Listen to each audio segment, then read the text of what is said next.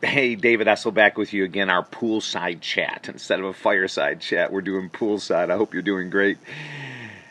So, the beginning of a relationship, lust, sex, or love.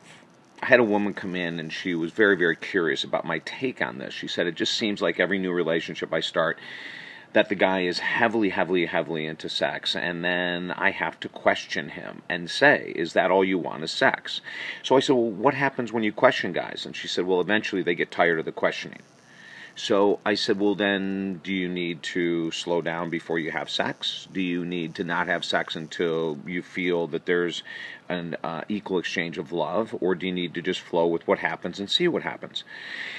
We worked together for a couple months, and she came out of it way ahead of the game. She came out of it with an understanding that as she continued to say to someone, is it only about sex? Well, in the beginning of relationships, if you choose to have sex in the beginning of relationships, oftentimes it is about sex in the beginning, and that's just the fact. It doesn't mean it's wrong, it doesn't mean it's right, it's just truthful. I'm just being honest with you. Many times at the beginning of a relationship, and let's say, why is that? Well, what separates an intimate relationship from a good friendship? An intimate relationship obviously has sex. So in the beginning of it, what makes it unique is the fact that we're sharing this outrageous passion, we're sharing hormones, we're sharing all kinds of stuff as a way to bond together. Sex is a bonding tool. It's something that can bond you when you're trying to get to know someone at a very deep level, and you might find out in the very first couple of weeks or months that you're not sexually compatible at all, and no matter what, you can be friends, but it just isn't working that way. Other people would say, you know what, then just don't have sex at all until you're going to marry, which is one way to look at it. Other people would say don't have sex until you really get to know the person from top to bottom. But I will say this, and this is one thing that this woman learned in our work together. We look for patterns in relationships, and her pattern is that she was incredibly nervous and insecure that a guy might just want her for sex. So in her insecurities, she presented it. And as she continued to present it over and over, and she was honest with me, she said, I'd say every couple days in the beginning of a relationship, I'd say, would you just make sure and tell me that this isn't only about sex? And she said, eventually guys were just getting really bored with it. And she goes, some would get angry, some would just not call her back. And she said, then she kind of felt used, right? But I said, no, wait a second. In a love relationship or a beginning relationship where both parties are being pleased, physically pleased and emotionally pleased through the act of sex, no one's being used. And if it's not working for you, then make a decision to not have sex so soon.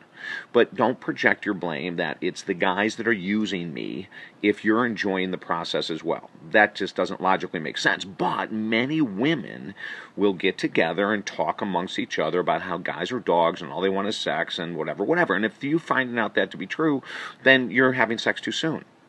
But if you're going to have sex soon, don't ask the question. Allow the relationship to naturally unfold the way it's supposed to.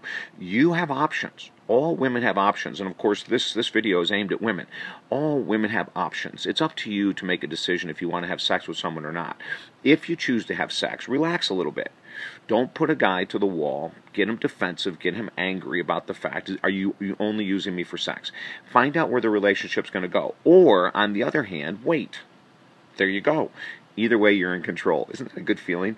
But there's a lot of belief systems that men carry from childhood and from their surrounding guys, and women carry from childhood and their surrounding girlfriends, that actually lead to chaos and drama in a relationship.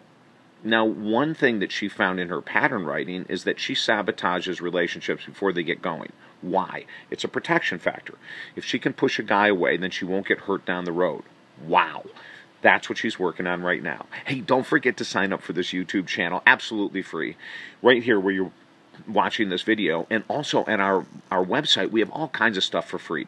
Financial freedom videos for free, the book The Power of Focus for free. You can sign up for our newsletter, and every week we give away 10 of my books. 10 books just from being part of my newsletter. And if you need work, want to work, you want to radically change your existence, hire me as your coach. All of our work is 100% money back guaranteed. And that's my guarantee to you. All of this is at talkdavid.com. Have an awesome day.